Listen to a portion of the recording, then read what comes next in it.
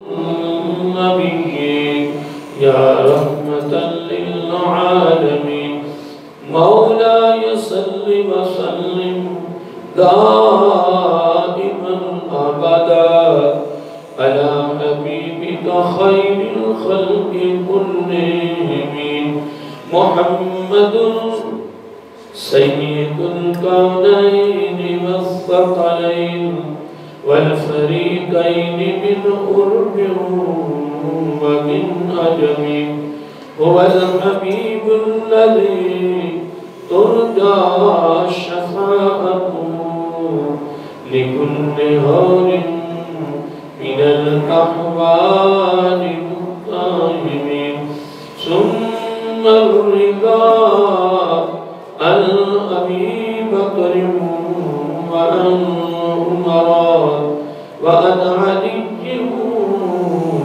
وعن عثمان الكرمين نہایت ہی وقت پر احترام محترم مکرم معزز سامعین حضرات اور عزیزان گرامی قدر اللہ رب العزت کی حمد و ثنا اور حضور نبی کریم صلی اللہ علیہ وآلہ وسلم بارگاہ عالیہ مقدسہ میں نذرانہ درود و سلام خالق کائنات کا بے پناہ کرم ہے کہ بہت بڑی مہربانی ہے کہ اس نے ہم سب کو اپنے پیارے محبوب علیہ السلام کی امت اندر پیدا فرمایا اور خالق کائنات کا ہمارے اوپر بہت بڑا احسان ہے اور اس کا بہت شکر ہے کہ اس نے اپنی خاص توفیق اور اپنے محبوب علیہ السلام کے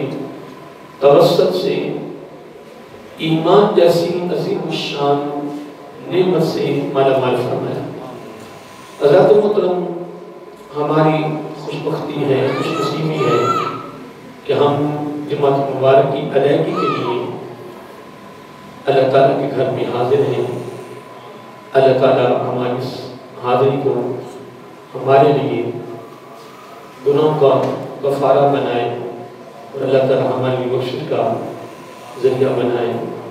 تو لوگ بڑے خوش نصیب ہیں جو الحمدللہ اللہ تعالیٰ کی بارگاہ میں جھکتے رہتے ہیں، اپنے پیشانی کو جھکاتے رہتے ہیں، سجدہ ریز ہوتے رہتے ہیں، اس کی بارگاہ سے معافی مانگتے رہتے ہیں، توبہ کرتے رہتے ہیں اور اپنی اصلی اپنی دائمی جو ہماری مستقل زندگی ہے اس کے لیے دن رات کو محنت کر رہے ہیں، جد و جہد کر رہے ہیں، کاوش کر رہے ہیں، آقا علیہ السلام کی آداؤں کو اپنانے کی صورت میں اپنے رب کو راضی کرنے کی دن رات کوشش میں ہیں، کرتے آ رہے ہیں، لوگ کر رہے ہیں اور ایسے لوگ آنے والی زندگی میں کرتے رہیں گے۔ اللہ تعالیٰ ہمیں بھی ان عظیم ہستیوں کے نقش قدم پر چلنے کی توفیق عطا فرمائے۔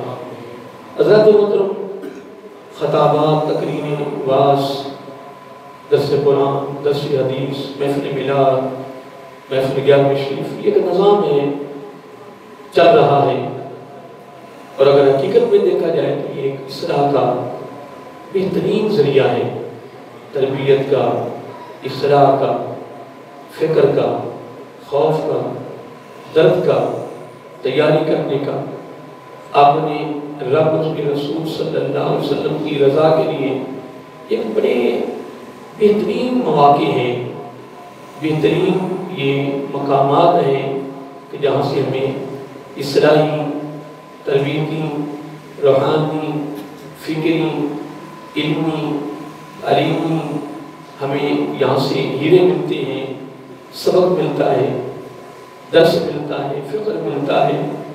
لیکن وہ لوگ الحمدللہ بہت مبارک حقدار ہیں اور وہ لوگ خوش نصیب ہیں کہ جن لوگوں کو اللہ تعالیٰ ایسے پروگراموں میں شریک ہونے کا موقع بھی دیتا ہے، پھر وہاں سے جو سنا جاتا ہے پھر وہ بڑے فکر کے ساتھ خوف خدا کو سامنے رکھتے ہوئے موت، قبر، حشر، میزان اور صراط ان کو سامنے رکھتے ہوئے پھر وہ اس پر عمل کرنے کی کوشش کرتے ہیں کہ اس کو عملی جامہ پہنایا جائے، اس پر عمل پیرا ہوا جائے اور اس کو اپنے زندگی کا حصہ شامل کریں، معمولات میں شامل کریں، تاکہ ہماری زندگی اتنی خوبصورت ہو جائے، اتنی پیاری ہو جائے، اتنی صاف ستھری زندگی ہماری ہو جائے کہ اللہ تعالیٰ کے دربار میں ہمیں مانگنے، طلب کرنے اور عرض کرنے کی ضرورت بھی نہ رہے۔ اللہ تعالیٰ بین مانگے اپنی طرف سے بخشش کا سرٹیفکیٹ عطا فرما۔ بڑے لوگ خوش نصیب ہیں۔ تو دوستو، میں نے موضوع شروع کیا ہوا ہے محبت الہیہ، اور اس کے ربیع الاول کے حوالے سے میں نے محبت رسول صلی اللہ علیہ وسلم کے موضوع کو ساتھ میں شامل کیا ہے۔ تو آج ویسے کو سورۃ بقرہ کی یہ دوسرے بارے کی آیت کریمہ کے حوالے سے میں نے گفتگو ہوتی آ رہی تھی، لیکن آج میں نے سورۃ توبہ اور آیت نمبر 10 کی آیت نمبر 20 کو میں نے تلاوت کرنے کا، سننے کا شرف حاصل کیا ہے۔ اب اس میں اللہ تعالیٰ نے اتنے کی باتیں امت مسلمہ کے ساتھ کی ہیں اور بہت خوبصورت پیغام دی ہے اللہ تعالیٰ نے اس آیت کریمہ میں۔ یہ آیت نمبر 24 ہے، سورۃ توبہ ہے، بارہ نمبر 10 ہے۔ اللہ تعالیٰ نے اس میں 8 رشتوں کا ذکر کیا ہے۔ کتنا؟ 8۔ اس میں سے 5 رشتے جو ہیں وہ خونی رشتے ہیں، انسانی رشتے ہیں، بشری رشتے ہیں۔ ان کا تعلق بشریت کے ساتھ ہے، انسانیت کے ساتھ ہے، خون کے ساتھ ہے۔ اب وہ لوگ کہتے ہیں کہ اپنا خون آپ نہیں ہوتا ہے، اپنا خون جو ہے محبت، پیار کو کھینچتا ہے، ایسے ہی اس میں ایک کھچاؤ ہوتا ہے۔ کیا محبت بصورتیں ہاں کشش ہوتی ہے اس میں۔ میں عرض کر رہا تھا کہ اس میں 5 رشتے ہیں اور 3 رب نے ایسے رشتے بیان کیے ہیں کہ جس کے بغیر زندگی نہیں گزر سکتی۔ زندگی گزرتی ہے تو ان 3 چیزوں کی وجہ سے گزرتی ہے۔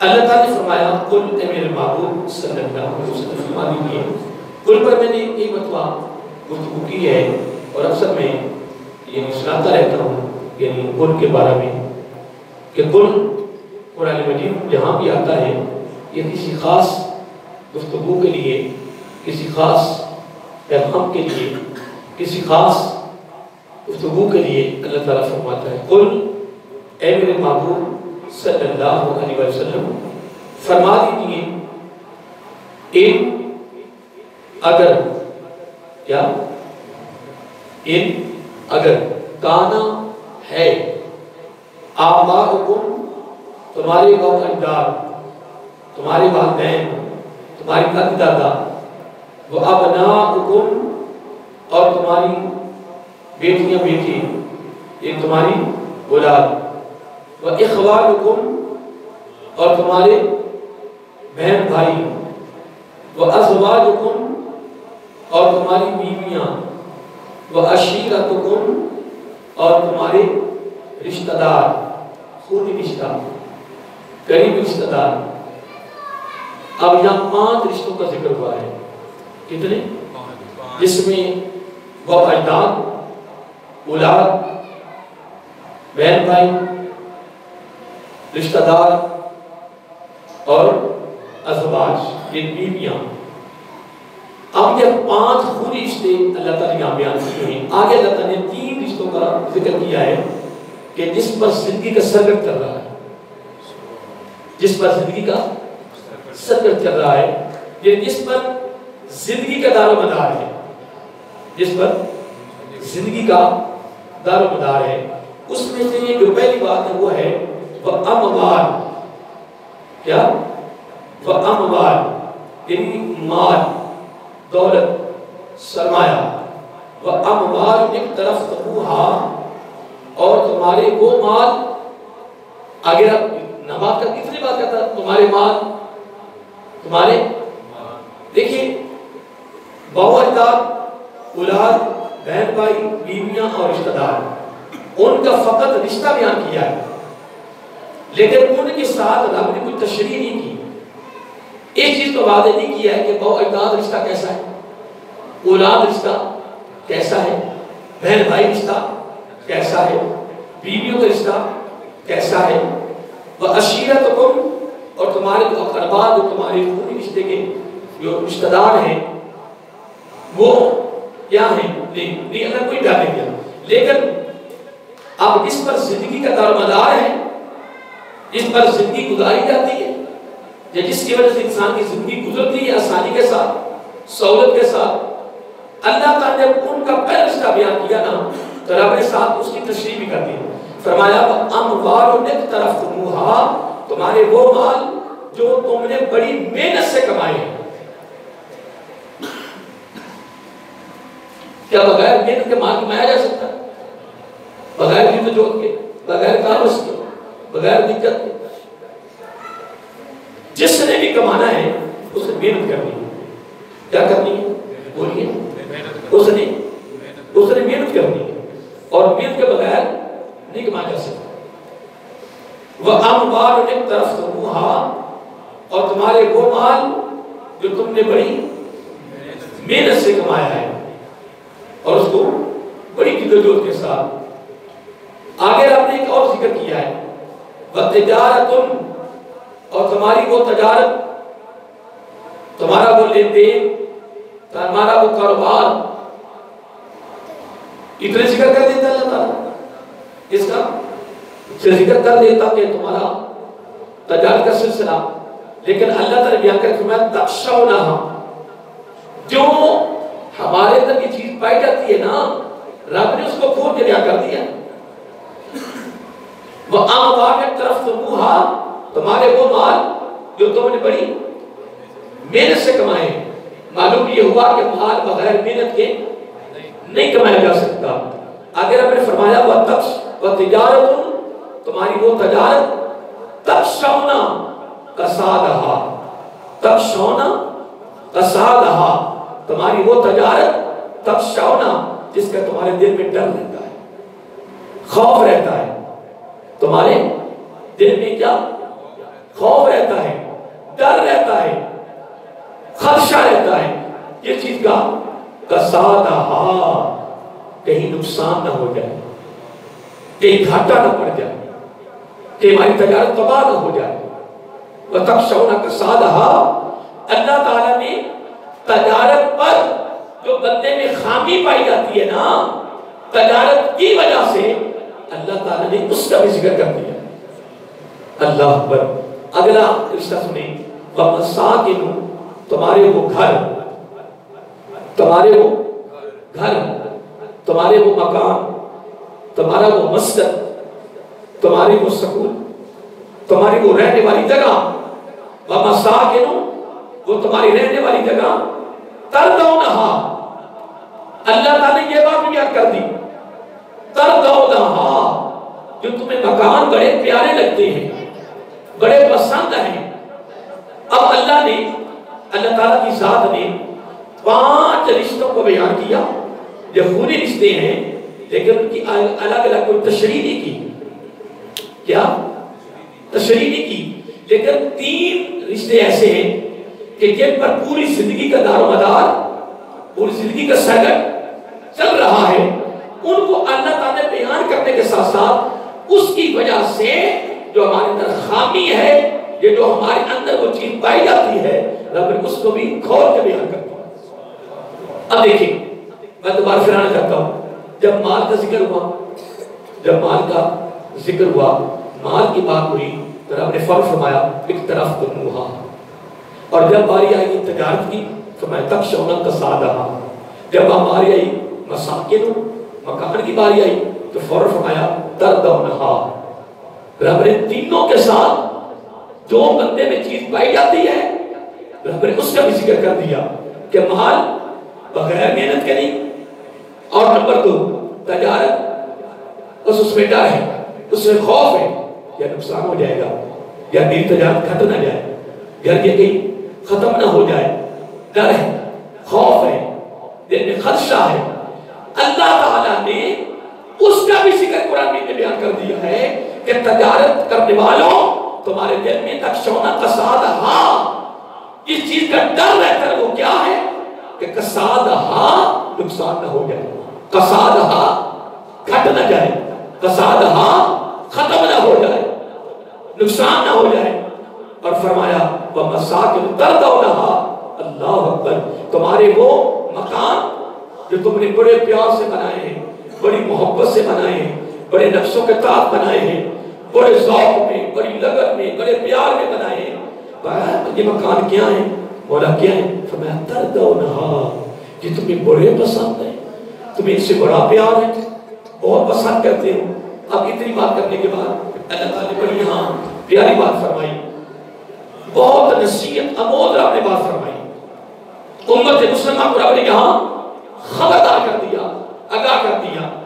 میں اکثر کہا کرتا ہوں کہ جمعے پر خطبے ہو رہے ہیں، پوری دنیا میں جمعے پڑھائے جا رہے ہیں، آپ نے اپنی بولنے میں پڑھائے جا رہے ہیں، اور پوری دنیا میں الگ الگ انداز علماء کے علم میں بھی درجہ بندی ہے، بیان کرنے کے انداز میں درجہ بندی ہے، نصیحت کرنے میں درجہ بندی ہے، لوگوں کو کرنے میں درجہ بندی ہے، ٹھیک ہے جی، لیکن چیز ایک ہی ہے نا جی، کیا؟ پیغام، تقریب، واعظ، محفل میلاد، یوم شریف، درس قرآن، درس دل، جمعے کے خطبے، عیدوں کے خطبے، جناب کانفرنس سے، اور تو کیا کیا ہو رہا ہے۔ لیکن مان جائیں حضرت امام یزید بسطامی رحمۃ اللہ تعالیٰ وہ فرماتے ہیں، جس کو حضور علی حجویری بشر علامہ نے بھی اپنی کتاب میں لکھا ہے، کیا فرماتے ہیں کہ میں 30 سال، کتنے؟ 30 سال جنگل میں پھرا رب کی تلاش میں، لیکن کہتے ہیں کہ میں نے جو مشکل ترین چیز پائی ہے نا 30 سال میں، وہ ایک ہی پائی ہے، کیا؟ علم پر عمل، علم پر عمل۔ یقیناً اس میں کوئی شک نہیں ہے کہ جو حضرت امام یزید بسطامی علیہ السلام نے فرمایا ہے نا، یہ سچ، وہ سچ ہے۔ دن رات اب تقریریں سن رہے ہیں، خطابات سن رہے ہیں، محفلیں سن رہے ہیں، خطبے پڑھ رہے ہیں، سنا بھی جا رہا ہے، لیکن جب ہم نے مسجد سے باہر نکلنا ہے، ہمارا مسجد سے نکلنا بھی سنت کے خلاف ہے۔ عشق کا دعویٰ میں بھی کر رہا ہوں، اگر میں یہاں ممبر میں بیٹھ کے عشق کا دعویٰ کروں، محبت کا دعویٰ کروں، تو جب میں مسجد سے باہر نکلوں تو سنت کے خلاف نکلوں، میرے عشق کامیاب۔ میں تو اپنے دعوے میں جھوٹا ہو گیا نا، جبکہ مسجد میں داخل بھی ہونا ہے، نکلنا بھی ہے، واش روم جانا ہے، باہر نکلنا ہے، کھانا بھی کھانا ہے، کپڑے پہننے ہیں، گھر میں جانا ہے، گھر سے نکلنا ہے، بازار میں بھی چلنا ہے، لین دین بھی ہونا ہے، تجارت بھی ہونی ہے، رشتہ داری معاملات بھی ہیں، دوستانہ معاملات بھی ہیں، محلے داری معاملات ہیں، ساری زندگی کا ایک سرکٹ چل رہا ہے۔ کیا؟ زندگی کا ایک سرکٹ چل رہا ہے، لیکن خدا کی عزت کی قسم، اگر میرے آقا علیہ السلام کی اداؤں کی کسی نے پاسداری کی ہے، آقا علیہ السلام کی اداؤں کو پوری کائنات کی ہر چیز کیا اپنی جان پر بھی اگر فوقیت دی ہے، ترجیح دی ہے، فضیلت دی ہے، تو خدا کی قسم وہ میرے آقا کے غلاموں کی قسم۔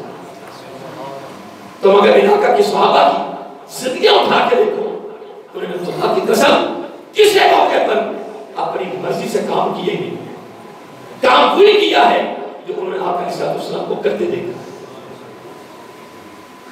اب آئیے میں ابھی مثالیں دیتا ہوں، یہاں میں اس بات کو کھول لوں۔ خونی رشتے کتنے بیان کیے رب نے؟ 5۔ اور کن پر زندگی کا سرکٹ چل رہا ہے؟ وہ 3 ہیں۔ پھر رب نے اس کے ساتھ اکشر اور کسادہ کا ذکر کیا، ایک طرف ترمو کا ذکر کیا، تردونا کا ہاتھ ذکر کیا، ٹھیک ہے؟ اتنی بات کرنے کے بعد اللہ تعالیٰ نے اب ہمیں سبق دے رہا ہے، پیغام دے رہا ہے۔ فرمایا سنو، احبا الیکم، اگر تمہارے نزدیک ان کی محبت، اگر تمہارے نزدیک ان کی محبت سے زیادہ ہے، احبا الیکم، اگر ان 8 کی محبت اگر تمہارے نزدیک اگر ان کی محبت سے زیادہ ہے، ان کی فرمایا من اللہ، اللہ تعالیٰ کی ذات، اللہ تعالیٰ کی محبت الہیہ، فرمایا ورسولہ، اور اس کے رسول صلی اللہ علیہ وسلم کی محبت، وجہاد فی سبیلہ، اور اس کی راہ میں جہاد کرنا، اس کی راہ میں جہاد کرنا۔ اب 3 کا ذکر ہے، کتنے کا؟ 3 کا ذکر ہے. پیچھے کتنا ذکر ہے؟ 8. احبا الیکم، اگر تمہارے نزدیک ان تینوں سے ان 8 کی محبت زیادہ ہے، پیار زیادہ ہے، ان کی عظمت زیادہ ہے، ان کو ترجیح زیادہ دے رہے ہو، فقیت زیادہ دے رہے ہو، تو پھر آپ فرماتا ہے پھر میری بات بھی سنو. اگر ایسا کام کر رہے ہو تو سنو، فتربصوا، پھر تیاری میں آ جاؤ، تیار ہو جاؤ. ان قریب حتی، یہاں تک کہ یأتی اللہ بامرہ، اللہ تعالیٰ کے عذاب حکم آ جائے. اب میں آپ ساتھ کی تبادلہ خیال کرنا چاہتا ہوں. اب جو اس وقت جو حالات یہ پیچھے سراب کیے ہوئے ہیں، کیا ہو؟ اور اس سے ہٹ کر بھی آپ امت مسلمہ کے حالات کو دیکھ لیں کہ حالات پیدا ہو چکی ہیں. ہم اپنے گھروں کو دیکھ لیں، ہم اپنی امت کو دیکھ لیں کہ حالات کس طرح پیدا ہو چکے ہیں. حضرت صاحب، امت مسلمہ کی ناکامی کا سبب سب سے بڑا جو ہے وہ ایک ہی ہے کہ اس کے دامن میں نہ محبت الہیہ نہیں، نہ محبت مصطفیٰ نہیں صلی اللہ. جب ہمارا ہر کام، جب ہمارا ہر فعل جب آقا کی اداؤں سے ہٹ کر ہو، من مرضی سے ہو، تو پھر کامیابی کیسے آئے؟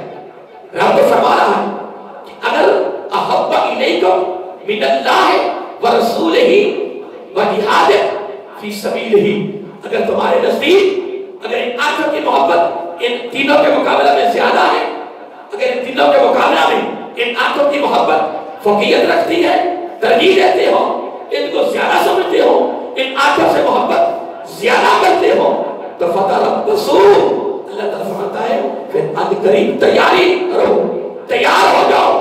حتی یأتی اللہ بامرہ، یہاں تک کہ اللہ تعالیٰ کا عذاب نازل ہوگا اس کے حکم کی صورت میں. عذاب، اگر بندہ کے لیے عذاب کون سا نازل ہو رہا ہے؟ وہ صرف آقا علیہ السلام نے دعا کی ہے. کیا؟ صرف دعا کی ہے کہ اے باری تعالیٰ کوئی ایسا ظالم بادشاہ مسلط نہ کر دینا کہ میری امت کو ختم کر دے. نمبر 1. نمبر 2، اے باری تعالیٰ پہلے نبیوں کی امتوں کی شکلیں بدل جاتی تھی، ان کے گناہوں کی وجہ سے. اے باری تعالیٰ میری امت جتنی بھی گناہگار ہو جائے ان کی شکلیں نہ بدلیں. پھر پہلے نبیوں کا حال یہ ہوتا کہ وہ چھپ کر گناہ کرتے، صبح دروازے پر لکھا ہوتا تو خدا کی قسم ظاہر بھی کر رہا ہے، پھر بھی پردہ ڈال رہا ہے، پھر بھی پردہ ڈال رہا ہے. اور پہلے گناہ ہوتا توبہ کرنے کی بڑی سخت شرطیں ہوتی، فَاقْتُلُوا أَنفُسَكُمْ، تقوی پر شرط ہوتی، قتل کر دو اپنے آپ کو. جن نے بچڑے کی پوجا کی ہے میں اندھیرا کر دیتا ہوں، میں طریقی کر دیتا ہوں، تم اپنے ہاتھوں میں چھریاں پکڑو اور ان کو قتل کرو. اتنی عجیب کیفیت تھی پہلے نبیوں کی امت میں. لیکن محترم تو خدا کا شکر ادا کر کہ یہ سارا کچھ جو تیرے سامنے ہے یہ حضور نبی کریم علیہ السلام کی دعا کا ثمرہ ہے. حضرت رابعہ بصری علیہ رحمہ، ان کے بارے میں پڑھ رہا تھا کہ انہوں نے اپنے کسی عقیدت مند کو، وہ جو شہر جا رہا تھا، کیا شہر جا رہا تھا، تو وہ اجازت لینا ہے کہ میں کچھ سامان لینے جا رہا ہوں، غلامی میں رہتا ہوگا، خدمت میں رہتا ہوگا، تو انہوں نے کہا اس طرح کریں کہ یہ شیشہ لے لیں. کیا؟ جب آپ اپنا سامان خرید لیں تو میرا سامان خریدتے وقت یہ شیشہ لگا کر پھر سامان خریدنا. اس نے جب اپنا سامان خرید لیا پھر اس نے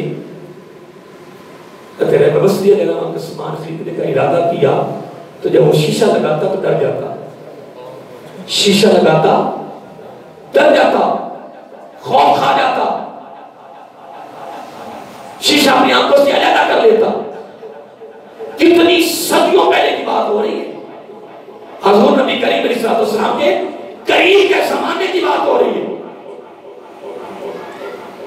پھر شیشہ لگاتا، پھر ڈر جاتا، اتار دیتا، پھر شیشہ لگاتا، پھر ڈر جاتا، پھر ہمت کی کہ یار جب میں شیشہ اتار دیتا ہوں تو بندے نظر آتے ہیں، جب شیشہ لگاتا ہوں تو کوئی بندر نظر آتا ہے، کوئی ریچھ نظر آتا ہے، یہ کیا ہو جائے؟ ڈر جاتا، شیشہ لگاتا تو کوئی بندہ نظر نہیں آتا تھا، سب شکلیں بدلی نظر آتی، میں دوسرا نہیں مار رہا۔ پھر اس نے ہمت کی، قوت کی کہ یار ہے تو بندے، ویسے شیشہ لگا کے تو دیکھا نا، اسے ایک دور ایک دکان پہ بندہ نظر آیا، اور اس نے، وہ بھی اللہ والا تھا، وہ بھی نظر والا تھا، اس نے اس کو آواز دیا گیا، جلدی آ، قریب آیا۔ اب اس کو اپنا فکر پڑ گیا، شیشہ لگانے والے کو اپنا فکر پڑ گیا، اگر یہ دکانوں پہ کوئی بندہ بیٹھا ہے، کوئی ریچھ بیٹھا ہے، کوئی شکل میں بیٹھا ہے، جب شیشہ اتارتا ہوں تو بندے نظر آتے ہیں، جب شیشہ لگاتا ہوں تو شکلیں بدلی ہوتی ہیں۔ اس کو اپنا جب فکر پڑا، جب اسے اپنا فکر پڑا تو اس کو کہتا ہے یار شیشہ لگاؤ اور لگا کر مجھے دیکھو کہ میں کیا ہوں، شیشہ لگاؤ اور لگا کر مجھے دیکھو۔ میں اس نے کہا میں بغیر شیشے کے آپ کو دیکھ رہا ہوں، میں بغیر شیشے کے تمہیں دیکھ رہا ہوں کہ تم تھوڑی سی اور محنت کر، پھر انسان بن جائے گا۔ ابھی تو ہرن ہے، ہرن کیا ہے؟ ہرن۔ وہ کہتے ہیں نا کہ انسان بننے کے لیے بڑی محنت کی ضرورت ہے، جب انسان محنت کرتا ہے اور پھر صحیح انسانیت پر فائد ہو جاتا ہے، پھر وہ فرشتوں سے بھی بڑھ جاتا ہے، پھر اس کا درجہ، اس کی فضیلت، اس کا مقام فرشتوں سے بڑھ جاتا ہے۔ دعویٰ تو تیرا بھی ہے، دعویٰ تو میرا بھی ہے، اگر ایک حرام کا لقمہ اگر تیرے پیٹ میں جائے تو زبان نبوت نے فرمایا، زبان نبوت نے فرمایا 40 روز تک کچھ قبول نہیں ہے، نہ عبادت، نہ ریاضت، نہ نیکی، نہ نیک عمل، نہ دعا۔ تو پھر اگر حرام کے لقمے پہ کچھ قبول نہیں ہے تو حرام کے لقمے کے باقی پروگرام کس طرح تیرے قبول ہو جائیں گے؟ کس طرح آپ کی بارگاہ میں قبولیت کا درجہ مل جائے گا؟ نہیں محترم، یاد رکھیں، میں ہر جگہ یہ پیغام دے رہا ہوں، ہر نیک عمل کی قبولیت کی پہلی سند جو شریعت نے دی ہے وہ رزق حلال ہے۔ وہ کیا ہے؟ بولیے، وہ رزق حلال ہے۔ اگر رزق حلال نہیں، کوئی برکت نہیں، تب وہ بربادی ہوگی، کچھ بھی نہیں ہے۔ اور دوسری جو بنیاد ہے وہ میرے آقا کی ادا ہے، وہ میرے آقا کی وہی ہے، نبی کی ادا۔ اور تیسری بنیاد ہے رب کی رضا، ریاکاری، دکھلاوا، نمود روایت، شوبازی۔ میں ایک تابعی کے بارے میں پڑھا، تابعی میں یہ بات مکمل کرتا ہوں قرآن مجید کی۔ امیہ خاندان کا ایک بادشاہ گزرا ہے، ولید بن عبد الملک۔ وہ مکہ المکرمہ میں آیا، اس وقت ایک بہت بڑے تابعی وہاں رہتے تھے، تو ان کو اس نے بلایا اپنے دربار میں۔ وہ اولی الامر کے تابع وہ آپ کے پاس آئے اور آ کر اس نے اس کا نام لیا، کوئی اس کا لقب نہیں لیا، اس کا لقب کیا ہے جی، تخلص کیا ہے، اس کا نام لیا اور نام لے کے سلام کر کے بیٹھ گئے۔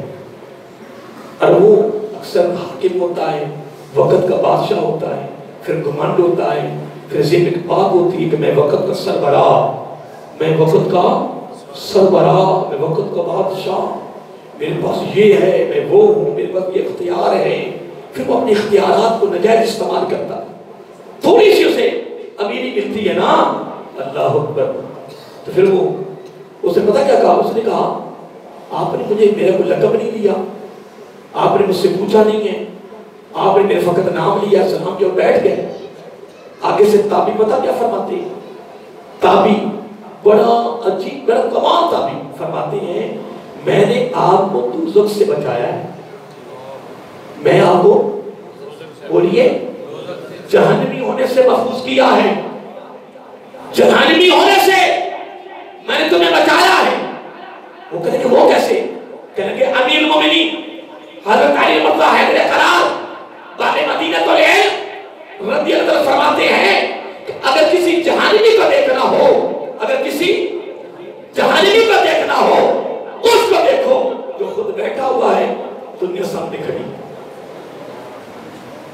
کیا؟ تو بچے کا کون؟ بولو نا ہاں، بچے کا کون؟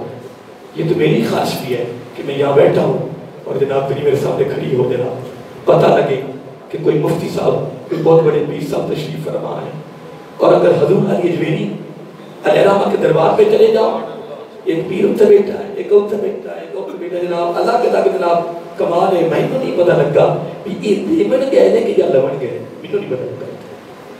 میں بڑے علماء سے رابطہ کیا ہے، بڑے مشائخ سے یہاں، اور میں نے جن کے بارے میں پڑھا ہے نا کہ جو حاضری دینے گئے ہیں، اگر 7 15 20 50 ساتھی ہیں نا، تو جب اس علاقے میں داخل ہوئے ہیں تو میں علیحدہ ہو جاؤ، ایک سائڈ پہ ہو جاؤ، ایک سائڈ پہ ہو جاؤ، کسی کو پتہ نہ چلے کون آیا ہے۔ اور میں نے مدینہ المنورہ میں یہ حال دیکھا ہے کہ آگے حضرت صاحب جا رہے ہیں مگر 40 50 بندہ جا رہا ہے۔ اللہ کے بندے، یہ مدینہ المنورہ ہے، یہاں تاجدار کائنات کا ڈیرا ہے، یہاں میرا آقا علیہ السلام کا گھر ہے، میرے آقا سے پڑھ کے تیرا مقام ہے، تو بتانا چاہتا ہے کہ میں یہاں مدینے میں آیا ہوں، دنیا کو پتہ چلے کہ یہ فلاں آدمی آیا ہے۔ اللہ کے بندے، یہاں اس طرح نہیں آنا، یہ در دولت کس کا ہے، ہوش کا خیال کرو۔ اس لیے انہوں نے فرمایا تمہیں میں جہنمی ہونے سے بچایا ہے۔ علی کا قول ہے رضی اللہ تعالیٰ عنہ کہ اگر جہنمی کو دیکھنا ہو تو اس کو دیکھ لو کہ جو خود بیٹھا ہے اور دنیا کھڑی ہاتھ باندھ کر اور وہ خوش ہو رہا ہے۔ یہ بات حضرت حسن، امام حسن رضی اللہ تعالیٰ نے فرمایا تھا، جب رکا آیا اس نے کہا میرا کام کرو، فرمایا تیرے کام ہو گیا، کھڑے نہیں ہونے دیا۔ لوگوں نے کہا حضرت صاحب کیا ہو گیا؟ رکا پڑھتے دیکھتے کیا ہوا؟ فرمایا نہیں، نہ نہ نہ، کیا تمہاری بھی عزت ہے میری بھی عزت ہے، تو کیا اس آنے والے کی عزت نہیں؟ کیا میں رکا پڑھتا رہتا اور وہ میرے دربار میں کھڑا رہتا اور ذلیل و رسوا ہوتا؟ تم بھی بیٹھتے ہو، میں بھی بیٹھا ہوں، وہ کھڑا رہتا تو میں کل اپنے نانا دار کو کیا جواب دوں گا، رب کی بارگاہ میں کیا جواب دوں گا؟ لیکن آج حالات ثقیل آ چکے ہیں، جس کو تھوڑا سا کوئی عہدہ ملتا ہے وہ کہتا بس، لیکن نہ حضرت صاحب شریعت کو پڑھو، یہ ہمارے لیے نقصان دہ ہے۔ اور رب کا فرمان سن لیں، اللہ تعالیٰ کیا فرمایا؟ فرمایا اگر یہ 5 رشتے، خاندان توجدار، اولاد، بہن بھائی، بیویاں، رشتہ دار، وہ مال جو تو نے بڑی محنت سے کمایا، وہ تجارت جس کے تیرے دل میں گھاٹے کا ڈر ہے، نمبر 4، نمبر 8 وہ مکان جو تجھے بڑے پیارے لگتے ہیں، تنگ ہو رہا، اگر ان 8 کی محبت احب الیکم من اللہ ورسولہ وجہاد فی سبیلہ، رب نے ہر بات کھول دی ہے، رب نے ہر بات واضح کر دی۔ فرمایا سنو، یہ خطاب کافروں سے نہیں ہو رہا، یہ خطاب غیر مسلم سے نہیں ہو رہا، یہ خطاب یہود و نصارہ سے نہیں ہو رہا، یہ خطاب اللہ کے رسول کے دشمنوں سے نہیں ہو رہا، یہ کلمہ پڑھنے والوں سے ہو رہا ہے۔ اگر ان 8 کی محبت، اگر ان 8 کی محبت احب الیکم، تیرے نزدیک اللہ کی محبت، اس کے رسول کی محبت صلی اللہ علیہ وسلم اور جہاد اللہ کی راہ میں کرنے کی محبت، اگر یہ ان 8 کی نزدیک ان سے زیادہ ہے تو فرمایا فتربصوا، پھر تیاری کر، حتی یأتی اللہ بامرہ، پھر اللہ کا حکم عذاب کی صورت میں نازل ہو جائے گا۔ اگر ہم نے فرمایا واللہ لا یہدی القوم الفاسقین، میں فاسق قوم کو کبھی بھی ہدایت نہیں دیتا، لیکن خدا کی قسم میرے آقا کے غلاموں نے، میرے آقا کے غلاموں نے میرے آقا کی ایک ایک ادا کی پاسداری کی ہے اور محبت کا حق ادا کیا ہے۔ میں اس کی مثال دیتا ہوں اور بڑی توجہ طلب مثال ہے۔ امیر المومنین حضرت عمر فاروق رضی اللہ تعالیٰ عنہ اپنے بیٹے کا وظیفہ مقرر کیا 3,500۔ کتنا؟ میری بات پہ غور کرنا، کتنا؟ اپنے بیٹے کا وظیفہ وقت کے حاکم ہو کر، وقت کے سربراہ ہو کر کتنا مقرر کیا؟ 3,000۔ حضرت عبداللہ بن عمر رضی اللہ کا وظیفہ مقرر کیا، بولو اور حضرت اسامہ بن زید رضی اللہ تعالیٰ عنہ کا وظیفہ کر کے 3,500 کتنا 3,500 اور اپنے بیٹے کا تو بیٹا کر کے تبا نہیں تو وقت کے سربراہ نہیں ہو اپنے بیٹے وقت کے سربراہ فرمایا کوئی ایسی ڈگ ہے کوئی ایسا موقع آیا ہے جس موقع پہ میں اسامہ سے پیچھے رہا ہوں سن رہے ہو نا حضرت عبداللہ بن عمر کیا کہتے رہتے اپنے ابا جان کی بارگاہ میں کہ تم وقت کے حاکم نہیں ہو سربراہ نہیں ہو نمبر 1 نمبر 2 کوئی ایسا موقع پانی بتاؤ کوئی ایسی جنگ بتاؤ کہ جس میں میں اسامہ سے پیچھے رہا ہوں اسامہ مجھ سے فوقیت لے گیا ہو اس کی زیادہ محنت ہو میں ہر جگہ پہ ہر موقع پر میں اسامہ کے شانہ بشانہ چلا ہوں میرا وظیفہ پھر آپ میرے باپ ہو وقت کے سربراہ ہو میرا وظیفہ 3,000 اس کا وظیفہ 3,500 میں قربان جاؤں حضرت عمر فاروق کے جواب پر کمال کر دیا اور امت کے مسلمان کو سبق دے دیا امت کے مسلمان کو پیغام دے دیا فرمایا بیٹے میری بات سن جب کہ حضرت عمر فاروق رضی اللہ عنہ نبی پاک نے ماں کر نہیں لیا بولیے ماں کر نہیں لیا لوکان آباد نبی عمر نے خطاب نہیں فرمایا کہ آپ کو جنت کا چراغ نہیں فرمایا